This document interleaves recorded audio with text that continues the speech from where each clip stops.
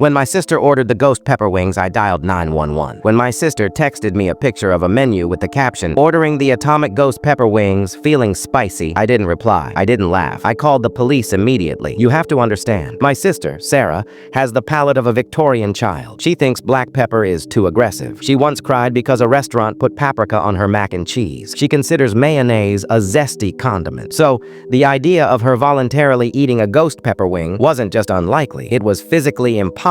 I ran to my car, heart hammering against my ribs. I called my neighbor, Mrs. Gable, who spends all day gardening. "Mrs. Gable," I panted, throwing the car into reverse. "Is anyone at Sarah's house?" "Well," she said slowly, "there's a blue van in the driveway.